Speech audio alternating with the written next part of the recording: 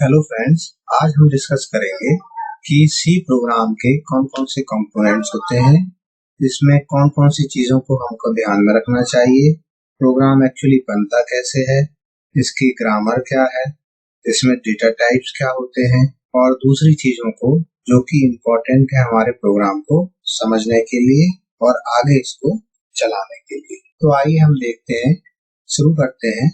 सबसे पहले हम ये समझते हैं कि ग्रामर क्या चीज है। आप सभी कोई ना कोई लैंग्वेजेस बोलते हैं, तो हम सब जानते हैं कि लैंग्वेज काम कैसे करती है।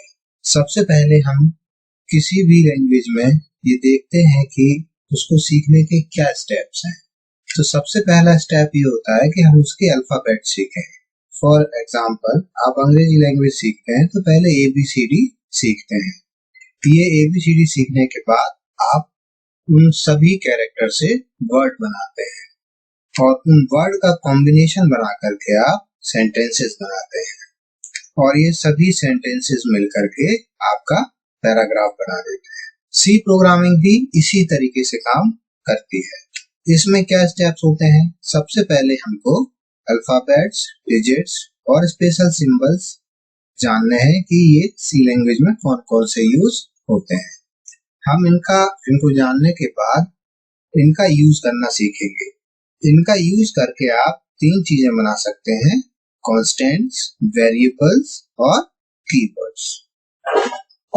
ये तीन इंपॉर्टेंट चीजों को आप अल्फाबेट्स, डिजिट्स, स्पेशल सिंबल्स की हेल्प से बना सकते हैं। इन तीनों की हेल्प से आप कॉन्स्टेंट्स, वेरिएबल्स, कीवर्ड्स की हेल्प से आप स्टेटमेंट्स बनाते हैं और बहुत सारे स्टेटमेंट्स मिल करके एक या एक से ज्यादा स्टेटमेंट्स आपका प्रोग्राम बना देते हैं। तो आइए देखते हैं सबसे पहले अल्फाबेट्स। अल्फाबेट्स में हम capital A to capital Z और small a to small z characters use करते हैं। यहाँ ध्यान देने वाली बात यह है कि सी लैंग्वेज एक केस सेंसिटिव लैंग्वेज है। इसका मतलब ये हुआ कि कैपिटल A स्मॉल a से डिफरेंट है। इसलिए जब भी आप प्रोग्राम टाइप करेंगे तो आपको इस बात का ध्यान रखना होगा कि आप अगर कैपिटल A का यूज कर रहे हैं तो आपको कैपिटल A ही हर जगह यूज करना पड़ेगा और स्मॉल a यूज कर रहे हैं तो आप स्मॉल a ही यूज करें। दोनों को इंटरचेंजेबली आप यूज नहीं कर सकते। दूसरे हैं डिजिट्स। 0, 1, 2, 3, 4, 5 to 9 ये डिजिट्स हम इसमें यूज करेंगे। और फिर कुछ स्पेशल सिंबल्स हैं। इन सिंबल्स का यूज हम अलग अलग काम के लिए करेंगे जिनका प्रोग्राम में अलग अलग मीनिंग होगा। अब हम देखते हैं कि कॉन्स्टेंट्स क्या चीज है। कॉन्स्टेंट्स फिक्स्ड वैल्यूज होती हैं जिनको प्रोग्राम कभी चेंज नहीं करता है। पूरे प्रोग्राम के एग्जीक्यूशन के दौरान ये वैल्यूज कभी भी चेंज नहीं होंगी। कॉन्स्टेंट्स कई तरह के होते हैं और इनका जो रिप्रेजेंटेशन है वो डिपेंड करता है कि कॉन्स्टेंट किस टाइप का है। यहाँ पर हम एक बात ध्यान रखते हैं कि टाइप एक इम्पॉर्टेंट चीज है सी लैंग्वेज में, क्योंकि ये हर कॉन्स्टेंट को अलग तरीके से डील करती है और इसको लिखने का तरीका भी अलग होता है। जैसे कि कैरेक्टर कॉन्स्टेंट्स देख लीजिए आप। कैरेक्टर कांस्टेंट हमको जब भी दिखाना होगा, अपने प्रोग्राम में यूज करना होगा, तो हम उसको सिंगल कोट से यूज करेंगे। जैसे हमको कैपिटल A लिखना है या स्मॉल a भी लिखना है तो उसको हम सिंगल कोट से यूज करेंगे। जैसे हमें प्लस को एज अ कैरेक्टर लिखना है, वैसे तो इसका मीनिंग अरिथमेटिक एडिशन होता है, लेकिन अगर हमें एज अ कैरेक्टर इसे यूज करना है तो ये सिंगल कोट्स में आएगा। अगर हमको कुछ टेक्स्ट या स्ट्रिंग कांस्टेंट यूज करना है, जैसे कि हम मैसेजेस यूजर को देते हैं, यूजर को समझाने के लिए कुछ टेक्स्ट प्रिंट करते हैं, तो वो टेक्स्ट डबल कोट्स में होना चाहिए। जैसे आप देखिए, हाय ये डबल कोट्स लगे हुए हैं, हेलो, कमल, किसी भी तरह का जो टेक्स्ट होगा जो हम यूज करेंगे अपने प्रोग्राम में लिखेंगे, उसको टेक्स्ट रिप्रेजेंटेशन के लिए इन्वर्टेड कॉमा में होना चाहिए। मान लीजिए आप कोई नंबर या फ्रैक्शनल नंबर यूज कर रहे हैं तो कैसे करेंगे? इंटीजर कांस्टेंट्स में आप फुल वैल्यूज यूज करेंगे जिसमें कोई डेसिमल पार्ट नहीं होगा। यहाँ पे ये ध्यान रखने की बात है कि सी लैंग्वेज विदाउट डेसिमल और विद डेसिमल कांस्टेंट्स में डिफरेंस करती है। इसलिए जब आप बिना डेसिमल का लिखेंगे तो वो एक अलग टाइप का होगा जो कि इंटीजर कहलाएगा, और विथ डेसिमल लिखेंगे तो वो एक अलग टाइप का होगा जो फ्लोटिंग पॉइंट कहलाएगा। तो बिना डेसिमल के आप जब लिखेंगे तो उसका रिप्रेजेंटेशन कुछ इस तरह से होगा, जैसे 2 नंबर्स हमने लिखे हैं। और अगर हमें डेसिमल के साथ लिखना है तो हमें डॉट का यूज करके इस तरह से लिखना पड़ेगा। एक बार और ध्यान दे लीजिए, इन दोनों में अंतर है।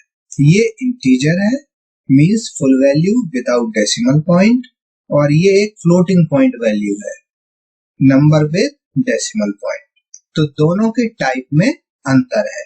जब आप टाइप कास्टिंग पढ़ेंगे तो ये अंतर आपको समझ में आएगा। अब आइए कीवर्ड्स पे। कीवर्ड्स ऐसे वर्ड्स हैं जिनको कंपाइलर को पहले बता दिया गया है कि ये वर्ड्स किसी एक विशेष पर्पस के लिए यूज होते हैं। इसलिए जो कीवर्ड पहले से लैंग्वेज के पास हैं, कंपाइलर के पास हैं, उनका यूज आप किसी दूसरे काम के लिए नहीं कर सकते हैं। जो काम उनका प्री डिफाइंड है वो उसी लिए यूज हो सकते हैं। जैसे आप अगर वेरिएबल बनाएंगे तो वेरिएबल कीवर्ड की तरह नहीं होना चाहिए। कीवर्ड एक स्पेशल वर्ड है जो कि पहले से रिजर्व है। सी प्रोग्रामिंग लैंग्वेज में 32 कीवर्ड्स हैं जो कि पहले से रिजर्व हैं, जिनको हम किसी दूसरे काम के लिए यूज नहीं कर सकते। ये केवल उसी काम के लिए यूज होंगे जो पहले से डिफाइंड है। दोस्तों, ये सारे वो कीवर्ड्स हैं, इनको आपको एक बार ध्यान से देखना होगा। ये टोटल 32 हैं। अब आते हैं वेरिएबल्स पे। जब कभी भी प्रोग्राम में आपको डाटा स्टोर करना होगा तो डाटा स्टोर करने के लिए आपको वेरिएबल्स की मदद लगेगी।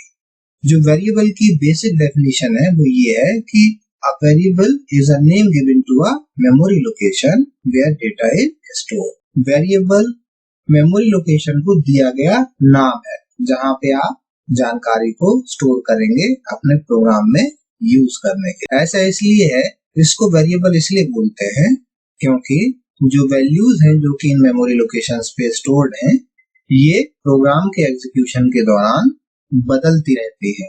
यही वजह है कि हम इसको वेरिएबल बोलते हैं।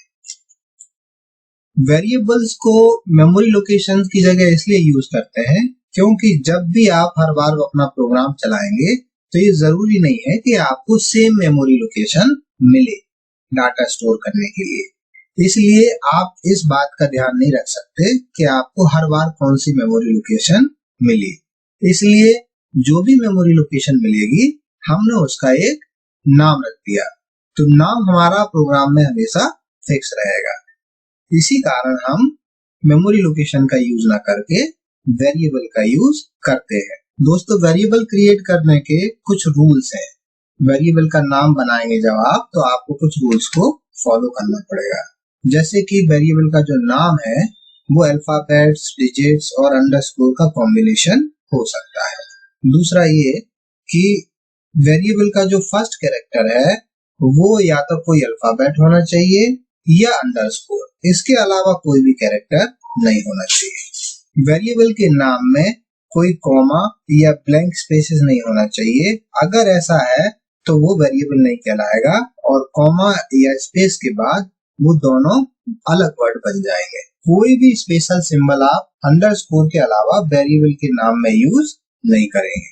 कुछ वैलिड वेरिएबल के नाम इस तरह से हैं, जैसे बेसिक सैलरी, आपने पहले अंडरस्कोर यूज कर लिया, काउंट, रोल नंबर 1, आपने नंबर यूज कर लिया, मार्क्स 1 2 3 ये यूज कर लिया। तो इस तरह से आप वेरिएबल का नाम बना सकते हैं। आइए अब हम अपने प्रोग्राम्स को एक्सप्लेन कैसे करेंगे। कई बार ये होता है कि हमारे प्रोग्राम की जो वर्किंग होती है वो इतनी कॉम्प्लेक्स होती है कि प्रोग्राम को देख के समझ में नहीं आता है कि ये प्रोग्राम कर क्या रहा है।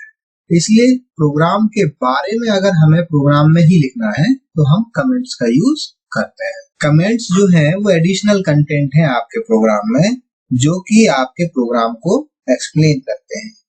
इसमें एक खास बात और होती है कि जो कमेंट्स हैं वो आपके प्रोग्राम को अंडरस्टैंडेबल बनाते हैं। अगर आप किसी दूसरे को अपना प्रोग्राम दिखाते हैं तो कमेंट्स की हेल्प से उस बंदे को आपका प्रोग्राम समझने में आसानी जाती है। कमेंट्स को जब कंपाइलर एग्जीक्यूटेबल कोड में कन्वर्ट करता है तो वो इन कमेंट्स को हटा देता है और केवल उसी कोड को कन्वर्ट करता है जो कि रेलेवेंट है। सी प्रोग्रामिंग में दो तरह के कमेंट्स सपोर्ट किए गए हैं। पहला है सिंगल लाइन कमेंट्स और दूसरा है मल्टी लाइन कमेंट्स।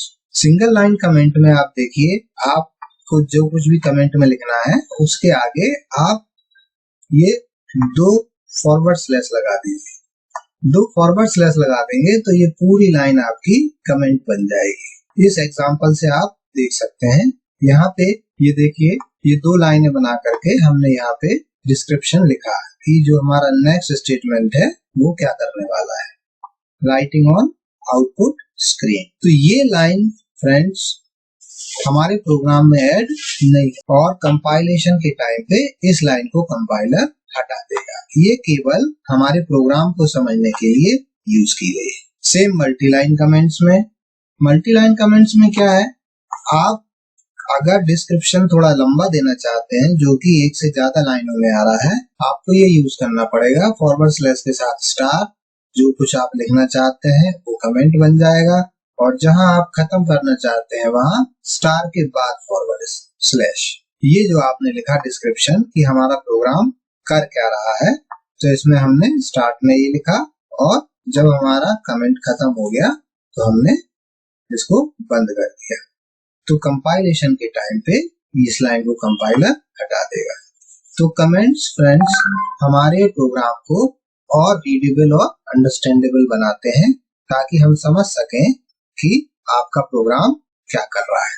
अब इम्पोर्टेंट ये है कि आप जानकारी को प्रोग्राम चलाते समय स्टोर कैसे करेंगे। इसके लिए आप दो चीजों की हेल्प लेते हैं। पहला है डाटा टाइप्स और दूसरे हैं वेरिएबल्स, जो कि हम थोड़ी देर पहले अभी डिस्कस कर चुके हैं। डेटा टाइप एक ऐसा मैकेनिज्म है जो प्रोग्रामर को वेरिएबल बनाने और उसमें डाटा स्टोर करने, उस डाटा में चेंज करने में मदद करते हैं। डाटा टाइप जो है वो हमको निम्न बातें बताते हैं, जिससे हमें पता चलता है कि जो वेरिएबल हमने बनाया है वो क्या क्या फीचर्स रखता है।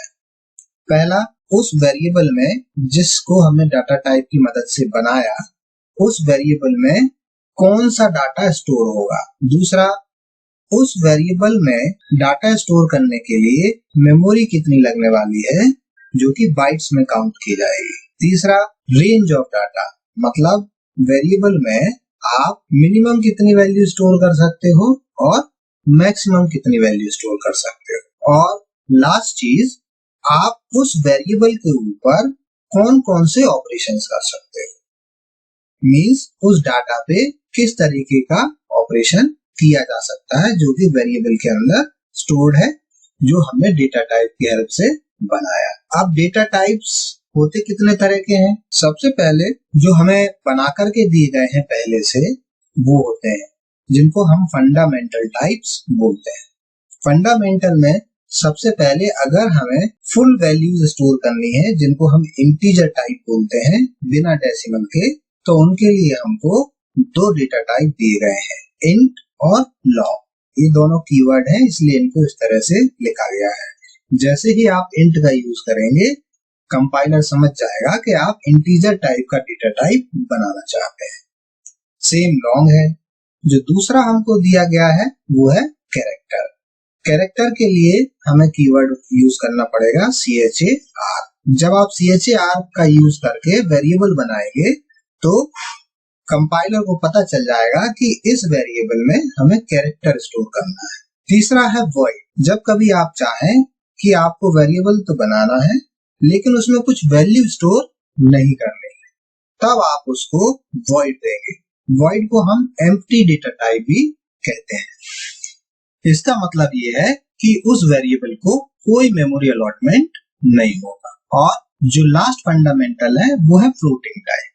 फ्लोटिंग टाइप का मतलब अगर हमें ऐसी वैल्यूज स्टोर करनी है जो डेसिमल के साथ है, उनके लिए हम या तो फ्लोट का यूज करेंगे या डबल का यूज करेंगे।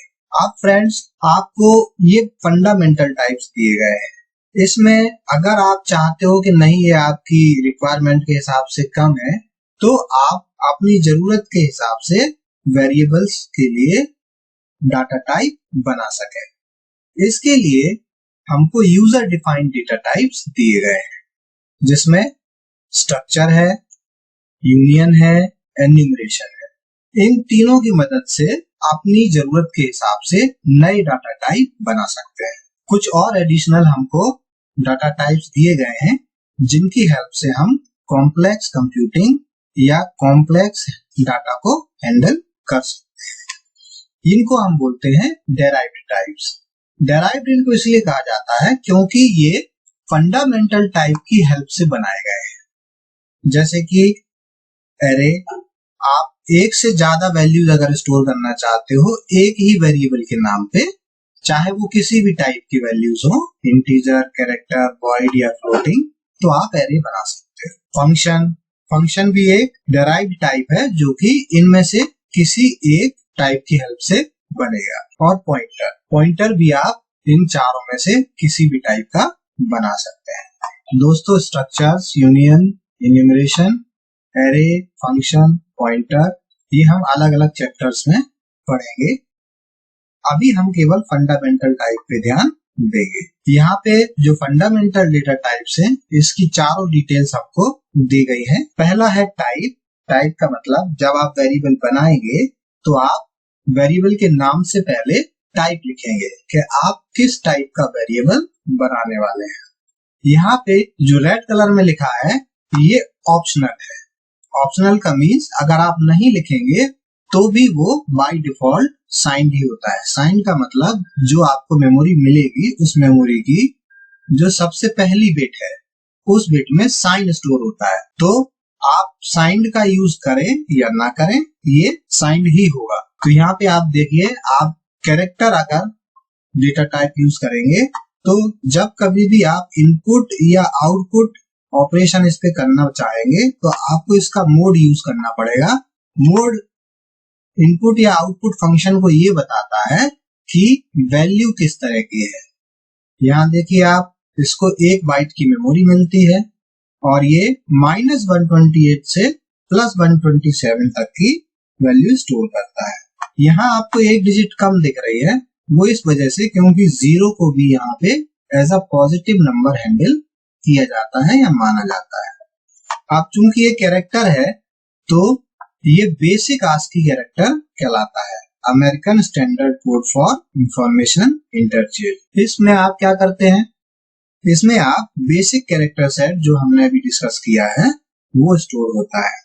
उसके बाद अगर आप अनसाइंड कैरेक्टर यूज करेंगे तो ये आपका basic 128 character plus extended ASCII जिसमें बहुत सारे special characters, graphical characters use होते हैं, वो आप स्टोर कर सकते हैं। अनसाइंड का मतलब ये है कि जब आपको मेमोरी मिलेगी तो उसकी जो सबसे पहली बिट है उसमें साइन स्टोर ना हो करके डेटा स्टोर होगा। इसलिए अब आप अनसाइंड में आपको नेगेटिव वैल्यूज नहीं मिलेगी, अनसाइंड में आपको 0 से रेंज मिलेगी। इसलिए आप देख सकते हैं कि ये जस्ट डबल रेंज हो गई है। सेम है, अगर आप इंट टाइप का वेरिएबल बनाएंगे तो आपको इनपुट या आउटपुट के लिए %d का यूज करना होगा। इसको टर्बो सी में 2 बाइट मिलते हैं और कोड ब्लॉक्स में 4 बाइट मिलते हैं। इसकी जो रेंज है ये 2 बाइट के हिसाब से है, जो कि 32,768 से 32,767 तक है। इसी में अगर हम नेगेटिव वैल्यूज स्टोर नहीं करना चाहते हैं, केवल पॉजिटिव स्टोर करना चाहते हैं, तो आप इसमें आगे अनसाइंड लिख सकते हैं। तो इसकी कैपेसिटी 0 से 65,535 सेम लॉन्ग के साथ है। इसमें आपको %LD लगाना होगा, इसको 4 बाइट्स मिलते हैं और ये इसकी रेंज है। अगर आप इसमें नेगेटिव वैल्यू स्टोर नहीं करना चाहते हैं तो आप इसको अनसाइंड कर दीजिए और इसमें फॉर्मेट बदल जाएगा। यहाँ देखिए %U है, यहाँ LU है। इसको भी 4 बाइट्स मिलेंगे, लेकिन इसकी रेंज आप देखिए 0 से कितनी हुई। फ्लोट, ये आपको डेसिमल वैल्यू स्टोर करने के लिए डेटा टाइप दिया गया है, इसलिए इसमें नेगेटिव और पॉजिटिव दोनों होंगे। इसमें आप साइंड या अनसाइंड का यूज नहीं कर सकते। इसका मोड जो है %f है। आपको जो फंक्शन आप इनपुट या आउटपुट के लिए यूज करेंगे उसमें आपको फॉर्मेट में ये बताना पड़ेगा। इसको भी 4 बाइट मिलते हैं और इसकी ये रेंज। 6 डेसिमल प्लेसेस तक। अगर आपको और बड़ी वैल्यू स्टोर करनी है तो आप डबल का यूज कीजिए। इसको %LF से डिनोट करते हैं। मेमोरी को 8 बाइट मिलती है और ये 15 डेसिमल प्लेसेस तक हमको प्रिसीजन देता है। अगर इससे भी बड़ी वैल्यू आपको स्टोर करनी है तो फिर आप लॉन्ग डबल का यूज करेंगे, जो कि C द्वारा सपोर्टेड सबसे बड़ा डेटा टाइप है। इसको हम कैपिटल L और F से % के साथ रिप्रेजेंट करते हैं इनपुट या आउटपुट के लिए। इसकी रेंज 19 डेसिमल प्लेसेस तक है। फ्रेंड्स, एक बात ध्यान रखिए, ये जो साइज मैंने यहाँ दिखाया है ये टर्बो C के हिसाब से है।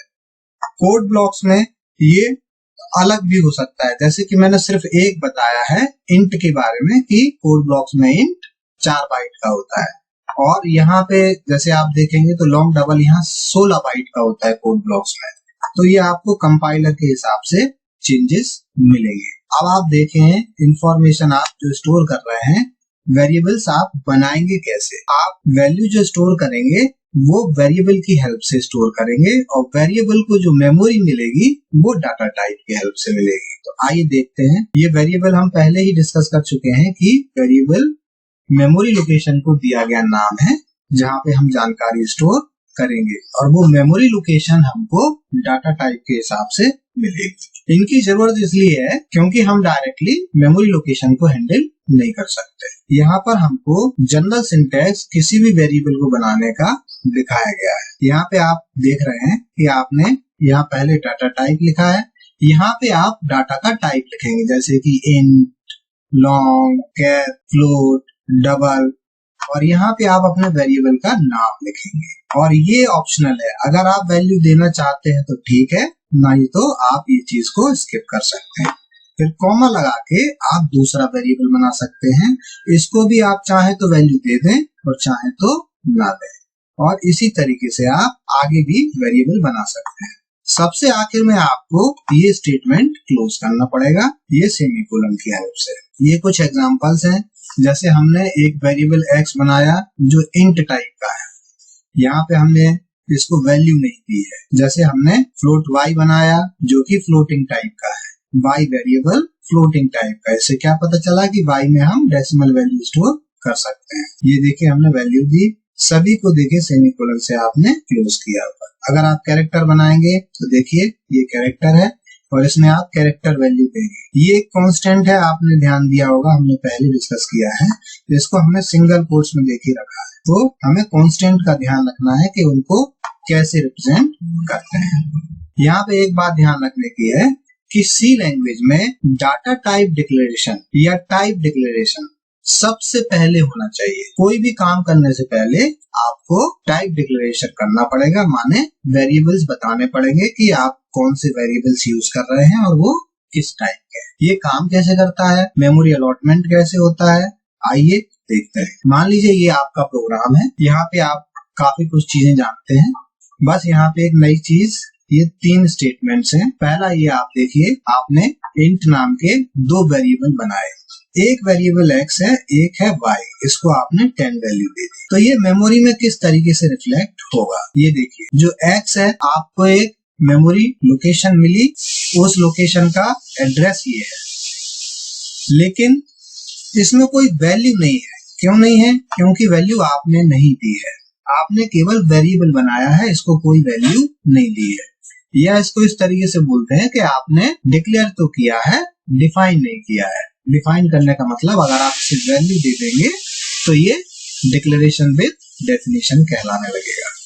इसको कोई इनिशियल वैल्यू नहीं दी है, ये देखिए, नो इनिशियल वैल्यू। दूसरा काम जो y के साथ हुआ है, देखिए हमने वेरिएबल भी बनाया और उसको इनिशियल वैल्यू भी दे दी। ये देखिए, आपने इसको एक नया एड्रेस मिला, इसको इसकी मेमोरी में जो ब्लॉक मिला, इसमें देखिए इनिशियल वैल्यू 10 आ गई, जो कि आपने दी थी। अब जब कभी आप इन दोनों वेरिएबल्स का यूज करना चाहते हैं तो आप यूज कर सकते हैं एक बार डिक्लेयर करने के बाद। जैसे हमने printf एक फंक्शन है जो कि स्क्रीन पे जो हम चाहे वो दिखाता है। तो printf में सबसे पहले हमने x की वैल्यू प्रिंट की, यहाँ पे हमने मोड यूज किया। पिछली स्लाइड को याद कीजिए, इंटीजर को इंट को रिप्रेजेंट करने के लिए इनपुट आउटपुट में हमें इसका मोड यूज करना पड़ेगा, जो कि डी है और यहाँ पे कॉमा लगा के हमें वो वैल्यू देनी पड़ेगी। ये जो वैल्यू है वेरिएबल के अंदर जो वैल्यू होगी एक्स के अंदर वो यहाँ प्रिंट हो और यहाँ प्रिंट एफ को ये हम बता रहे हैं कि वैल्यू किस टाइप की है, क्योंकि प्रिंट एफ को एक्स का टाइप बताना पड़ेगा कि एक्स के अंदर किस टाइप की वैल्यू स्टोर हुई है। अब यहाँ पे क्या आएगा रिजल्ट, यहाँ पे रिजल्ट गार्बेज वैल्यू आएगा। क्यों? क्योंकि हमने इनिशियली कोई वैल्यू एक्स को तो दी नहीं है, इसलिए मेमोरी लोकेशन पे पहले से जो भी बिट पैटर्न पड़ा होगा वो बिट पैटर्न की वैल्यू आपको मिल जाएगी। इसलिए कभी भी आप किसी भी वेरिएबल को बिना इनिशियलाइज किए यूज ना करें, नहीं तो आपको ऐसे रिजल्ट मिलेंगे जो आपकी समझ में नहीं आएंगे। दूसरा ये क्या है, हमने y को प्रिंट किया, y की वैल्यू क्या है आपको मालूम है, ये इसमें हमने 10 दिया था तो y हमने यहाँ प्रिंट किया, फिर से हमने इसको ये एज इट इज प्रिंट होगा और ये %d की जगह क्या होगा, y के अंदर जो वैल्यू है वो वैल्यू किस टाइप की होगी, इंटीजर टाइप की। एक बात ध्यान रखिए, ये मोड और इस वेरिएबल का टाइप मैच करना चाहिए, अगर मैच नहीं किया तो भी आपका रिजल्ट गलत आएगा और आपको समझ में नहीं आएगा। और रिटर्न हमने इसलिए लिखा क्योंकि हमने यहाँ पे इंट दिया था। तो दोस्तों अब आप समझ सकते हैं कि कैसे हमने वेरिएबल बनाया और कैसे उसको मेमोरी एलोकेशन हुआ और किस तरीके से आपने वैल्यू स्टोर की। अब हम यूजर से इंटरेक्ट कैसे करेंगे। इंटरेक्ट करने का मतलब हमें यूजर से बात करनी पड़ेगी, उससे जानकारी लेनी होगी और उसको जानकारी देनी। तो इसको हम इनपुट और आउटपुट ऑपरेशन बोलते हैं या यूजर इंटरेक्शन बोलते हैं। तो इसके लिए हमें आउटपुट देने के लिए यूजर को डाटा शो करने के लिए printf की हेल्प मिलेगी। ये एक फंक्शन है जो इन्वर्टेड कॉमा में आप जो कुछ भी दे देंगे विथ मोड्स। कन्वर्जन मोड का मतलब ये है कि अगर आप किसी वेरिएबल की वैल्यू प्रिंट करना चाहते हैं तो आपको उस वेरिएबल का टाइप का मोड यूज करना पड़ेगा और टेक्स्ट जो आप यूज कर रहे हैं वो एज इट इज प्रिंट होगा। यहाँ पे हम वेरिएबल लिस्ट देंगे, इस वेरिएबल लिस्ट से जो मोड हमने दिए हुए हैं उन मोड पे वैल्यू प्रिंट होगी। इसी तरीके से अगर हमें यूजर से इनपुट चाहिए, यूजर हमको कुछ देना चाहे डाटा, तो हम scanf की हेल्प लेंगे। scanf एक फंक्शन है जो यूजर से डाटा एक्सेप्ट करता है। यहाँ पे हम केवल कन्वर्जन मोड देंगे, ना तो कोई स्पेस देंगे ना कोई कॉमा देंगे, कुछ नहीं, केवल मोड्स। और यहाँ पे एक बात ध्यान रखने की है कि मान लीजिए आपका ये जो वेरिएबल 1 है और जो वेरिएबल 2 है वो दोनों इंटीजर टाइप के हैं, तो यहाँ आपको 2 बार %d लिखना पड़ेगा। और यहाँ पे एक बात ध्यान रखिए, हमने m% का यूज किया है। m% का मतलब ये होता है कि एट द एड्रेस ऑफ, आप वैल्यू लीजिए यूजर से जो टाइप हमने यहाँ पे बताया है और वो इस वेरिएबल के एड्रेस पे स्टोर कर दीजिए। पहला टाइप जो पहला मोड है वो पहला वेरिएबल का है, जो दूसरा मोड है वो दूसरे वेरिएबल का है। इसको और अच्छे से समझने के लिए इस एग्जांपल को देखिए। यहाँ पर हमने एक वेरिएबल a बनाया इंट टाइप का, यहाँ पर printf का यूज करके हमने यूजर को पहले मैसेज दिया ताकि यूजर को समझ में आ जाए कि उसको एंट्री क्या करनी है। तो हमने सिंपल टेक्स्ट लिखा कि आप कोई नंबर एंटर कीजिए और सेमीकोलन से हमारा स्टेटमेंट खत्म हो गया। इसके बाद हमने यूजर से एक्सेप्ट करने के लिए scanf का यूज किया। हमने यहाँ पे इन्वर्टेड कॉमा में लिखा मोड कि हमको इंटीजर वैल्यू चाहिए और अगर इंटीजर वैल्यू आ रही है तो हम उसको a के एड्रेस पे स्टोर कर देंगे, इसलिए हमने ये m% का साइन लगाया है। इसका मतलब ये है कि इंटीजर टाइप की वैल्यू लो और उसको a के एड्रेस पे स्टोर कर दो। अगर ये आप सही लिखेंगे बिल्कुल एग्जैक्टली दिस, तो ये a पे स्टोर हो जाएगा। उसके बाद आप a में जो स्टोर हुआ उसको यूज कर सकते। फिर हमने यूजर को बताया कि उसने क्या एंटर किया था, तो अब हम टेक्स्ट के साथ मोड भी यूज करेंगे। अब हमने कहा कि आपने एंटर किया है ये %d को वैल्यू कहाँ से मिलेगी, printf ये समझ गया कि हमको %d की जगह इंटीजर वैल्यू प्रिंट करनी है। वैल्यू आई कहाँ से, a से, तो a की वैल्यू %d की जगह प्रिंट हो जाएगी। तो साथियों इस तरह से आप यूजर से इंटरेक्शन करते हैं। यूजर को मैसेज देने के लिए printf और यूजर से डाटा एक्सेप्ट करने के लिए scanf यूज करते हैं। आप और भी कई इनपुट आउटपुट स्टेटमेंट यूज कर सकते हो, लेकिन अभी बेसिक्स के लिए हम इन दो का यूज करेंगे। हम ये समझते हैं कि जो हमारी सी प्रोग्रामिंग लैंग्वेज है उसमें कितने तरह के स्टेटमेंट्स हो सकते हैं। इसके लिए सबसे पहले हम देखते हैं, हमारे पास पहले हैं प्री प्रोसेसिंग स्टेटमेंट्स। ये वो स्टेटमेंट हैं जो हैश के साथ शुरू होते हैं। और वो प्रोग्राम के एग्जीक्यूट होने से पहले या प्रोग्राम के स्टार्ट होने से पहले यूज होते हैं। इनका यूज होता है हमारे प्रोग्राम में प्रोग्राम के स्टार्ट होने से पहले कुछ एडिशनल इंफॉर्मेशन लेके आना, जैसे कि हेडर फाइल्स या कुछ और। इसको हम डिटेल में एक अलग डिस्कशन में समझेंगे। दूसरे होते हैं टाइप डिक्लेरेशन स्टेटमेंट। मींस जो हम वेरिएबल बना रहे हैं तो उन वेरिएबल के क्या टाइप होंगे वो टाइप डिक्लेरेशन स्टेटमेंट कहलाते हैं। ये प्रोग्राम के स्टार्ट होने के तुरंत बाद होते हैं। मींस मेन फंक्शन यूज करने के तुरंत बाद प्रोग्राम में सबसे पहले इन्हीं का यूज होता है। तीसरे हैं इनपुट आउटपुट स्टेटमेंट्स। इनमें हम यूजर से इंटरेक्शन करते हैं, यूजर से डाटा लेते हैं और यूजर को डाटा देते हैं। तीसरे हैं अरिथमेटिक स्टेटमेंट्स। अरिथमेटिक का मतलब ये है किसी भी तरह की कोई कैलकुलेशन जिससे हम मैथमेटिकल कैलकुलेशन करें या कोई प्रोसेसिंग करें, तो वो स्टेटमेंट कहलाते हैं अरिथमेटिक स्टेटमेंट्स। इस एग्जांपल की मदद से हम समझते हैं। देखिए सबसे पहले आपका ग्रीन में लिखा हुआ है ये प्री प्रोसेसिंग स्टेटमेंट है। अभी हमने एक ही यूज किया है, आप जरूरत के हिसाब से एक से ज्यादा स्टेटमेंट यूज कर सकते हो। अभी बेसिक के लिए हमने केवल एक प्री प्रोसेसर का यूज किया है। दूसरा है आपके टाइप डिक्लेरेशन स्टेटमेंट। देखिए हमने मेन जो फंक्शन बनाया है वो भी एक टाइप डिक्लेरेशन स्टेटमेंट है। इसको हम फंक्शन में समझेंगे कि ये ऐसा क्यों। और दूसरा देखिए हमने दो वेरिएबल बनाए x और sq। ये दोनों वेरिएबल किस टाइप के हैं? इंट के। ये इंटीजर वैल्यू को स्टोर कर सकते हैं और डाटा टाइप की अदर फीचर को जो कि इंट सपोर्ट करता है उनको यूज कर सकते हैं। तीसरा क्या है? Input output statements. देखिए प्रिंटफ एक आउटपुट स्टेटमेंट है, स्कैनफ अभी हाल हमने समझा ये एक इनपुट स्टेटमेंट है और प्रिंटफ फिर से ये एक आउटपुट स्टेटमेंट। तो यहाँ पे हमने तीन इनपुट आउटपुट स्टेटमेंट यूज किए। जो चौथा है अरिथमेटिक स्टेटमेंट। ये देखिए हमने कहा s equal to x into x और सेमीकोलन। ये हमारी एक अरिथमेटिक कैलकुलेशन है, इसलिए ये और रिटर्न जीरो मेन को जीरो वैल्यू दे रहा है। ये एक असाइनमेंट कर रहा है, तो असाइनमेंट भी एक अरिथमेटिक स्टेटमेंट कहलाता है।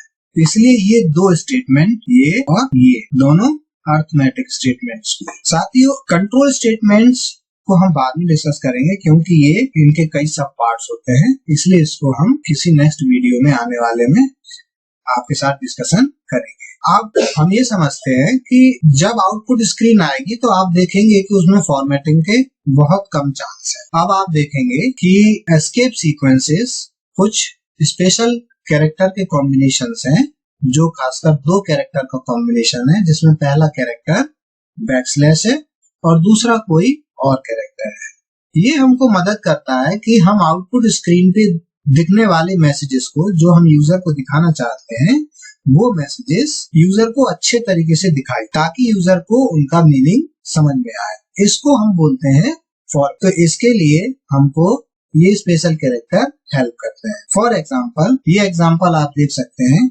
इसमें हमने तीन कॉमन एस्केप सीक्वेंसेस का यूज किया है। पहला है /n। ये हमको कहीं से भी नई लाइन प्रोवाइड कर देगा अगर हम इसका यूज करेंगे। किसी भी जगह हम इसका यूज कर सकते हैं, वहां से ये नई लाइन पे शिफ्ट हो जाएगा। /t क्या करता है? /t अगर हमको दो टेक्स्ट के बीच में एक स्पेस से ज्यादा का गैप देना है जो कि मैक्सिमम 8 कैरेक्टर तक जाएगा, तो हम /t का यूज कर सकते हैं। और चूंकि आप जानते हैं कि इन्वर्टेड कॉमा का यूज हम टेक्स्ट के लिए यूज करते हैं, तो अगर हमें इन्वर्टेड कॉमा को डिस्प्ले करना है तो कैसे करेंगे? तो उसके लिए हम ये यूज करेंगे। देखिए हमने तीन स्टेटमेंट यूज किए हैं। देखिए हमने ये तीन स्टेटमेंट यूज किए हैं। प्रिंटफ, इसमें हमने बीच में /n यूज किया। कहने का मतलब ये हुआ कि हेलो एक लाइन में प्रिंट होगा, उसके बाद आपकी लाइन चेंज होगी, फिर हाउ आर यू प्रिंट होगा। और फिर आपने एक नेक्स्ट आउटपुट स्टेटमेंट प्रिंटफ को फिर यूज किया। यहाँ आपने /n पहले ही यूज कर लिया, माने इसके बाद आप बिल्कुल नई लाइन पे आ जाएंगे और फिर यहाँ पे आप दिस इज प्रिंट करेंगे। और /t हमने यहाँ पे यूज किया है, तो इनके और इनके बीच में एक लंबा गैप होगा और फिर टैब प्रिंट होगा।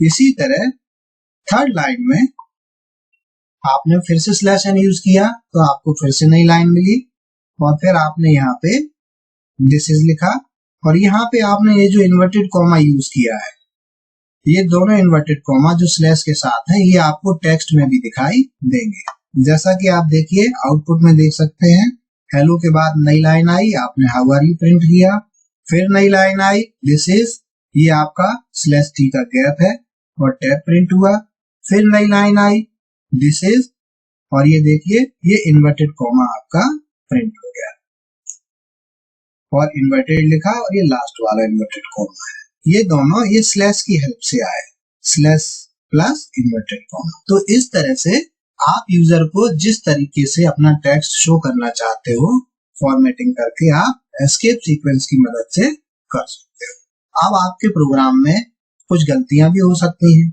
गलतियां बेसिकली दो प्रकार की होती है, एक तो कंपाइलेशन या सिंटैक्स एरर्स। कंपाइलेशन या सिंटैक्स एरर्स वो एरर्स होती है जिसमें आप कोई ग्रामेटिकल मिस्टेक कर रहे हैं। ग्रामेटिकल मिस्टेक मतलब आप सेमीकोलन ना लगाएं, कीवर्ड को गलत लिख दें, जो लाइब्रेरी फंक्शन है उसका नाम गलत टाइप कर दें, इस तरह की प्रॉब्लम्स, या आप सेमीकोलन लगाना भूल जाएं, या आप कर्ली ब्रैकेट ओपन करें और क्लोज करना भूल जाएं, ये एरर्स सिंटैक्टिकल एरर्स या कंपाइलेशन एरर्स कहलाती हैं। ये कंपाइलर ही आपको प्रोग्राम चलाने से पहले दे देगा एरर्स, और बिना इनको ठीक किए आपका प्रोग्राम नहीं चलेगा। दूसरी जो एरर्स होती हैं वो रन टाइम एरर्स या लॉजिकल एरर्स, मतलब आपने प्रोग्राम सिंटैक्टिकली करेक्ट लिखा है, लेकिन या तो कंप्यूटर के किसी ग्लिच की वजह से, या आपने जो स्टेटमेंट लिखा है वो लॉजिकली इनकरेक्ट हो, सिंटैक्टिकली करेक्ट हो, माने वो रूल तो फॉलो कर रहा है लेकिन वो लॉजिकली गलत है, उसका लॉजिकली सही रिजल्ट नहीं आएगा। तो प्रोग्राम चलने के बाद ये हमको पता चलेगा। प्रोग्राम के दौरान कंपाइलर रन टाइम या लॉजिकल एरर के लिए कोई मैसेज नहीं देगा। तो समझते हैं पहले कंपाइलेशन एरर्स। इसमें से जैसे मैंने आपसे कहा, आप सेमीकोलन अपने प्रोग्राम में से हटा दीजिए और फिर अपने प्रोग्राम को रन करने की कोशिश कीजिए। ये रन करने की बजाय आपको बिल्ड मैसेज टैब में एक मैसेज देगा, वो कुछ इस तरह का होगा कि सेमीकोलन इज मिसिंग। आइए इसको देखते हैं, ये पूरी लाइन हमने कैसे लिखी। ये देखिए, ये हमारा एक प्रोग्राम है, यहाँ पर हमने यहाँ से सेमीकोलन हटा दिया है। देखिए जैसा ऐसा सेमीकोलन लगा है, एक यहाँ भी लगा था, हमने हटा दिया। फिर इसको प्ले करने की कोशिश की, प्ले करने की कोशिश करेंगे तो ये बिल्ड मैसेजेस, यहाँ पे यह ध्यान रखिए कई सारे टैब बने हुए हैं, इसमें आपको बिल्ड मैसेजेस देखना है। यहाँ पे देखिए उसने एरर कहा एक्सपेक्टेड सेमीकोलन बिफोर रिटर्न, और ये आपको यहाँ पे भी बता रहा है कि ये लाल लाइन में कुछ एरर है। तो ये याद रखिए हमेशा, एरर के बाद की वाली लाइन में वो आपको एरर बताएगा। तो सेमीकोलन आपका यहाँ मिसिंग है, इस वजह से आपका प्रोग्राम नहीं चल सकता। ये एक कंपाइलर एरर है आपकी। आप सेमीकोलन यहाँ पे लगा दीजिए और फिर इसको प्ले करने की कोशिश कीजिए, तो ये आपका कोई एरर नहीं देगा और आपको आउटपुट दे देगा। तो इस तरह की एरर्स को आप बोलते हैं कंपाइलेशन एरर्स, और ये एरर्स आपको कंपाइलर ही मैसेज देके बता देगा। जो दूसरी है रन टाइम एरर्स, इसमें क्या है, अब मान लीजिए जैसे कि हम जानते हैं कि हम किसी भी नंबर को 0 से डिवाइड नहीं कर सकते, लेकिन हम इसे प्रोग्राम में करने की कोशिश करते हैं। अब चूंकि सिंटैक्टिकली कोई प्रॉब्लम नहीं है, क्योंकि आप एक नंबर का दूसरे नंबर से डिवीजन कर रहे हो, जो कि बाय रूल बिल्कुल सही है। लेकिन जब आप इसे डिवाइड करने की कोशिश करोगे तो ये आपका प्रोग्राम एबनॉर्मली बिहेव करने लगेगा। क्यों? क्योंकि कंप्यूटर को नहीं मालूम कि 0 से डिवाइड करने पे क्या हुआ। देखिए ये आपका प्रोग्राम है, इसमें आपने क्या किया, आपने दो वेरिएबल बनाए इंट टाइप के, x को 5 की वैल्यू दे दी और y को 0 दे दिया, और फिर हमने यहाँ पे एक आउटपुट स्टेटमेंट यूज करने की कोशिश की। हमको इंटीजर वैल्यू प्रिंट करनी है क्योंकि ये हमारे दोनों इंटीजर वेरिएबल्स हैं, तो इनका रिजल्ट भी इंटीजर आएगा।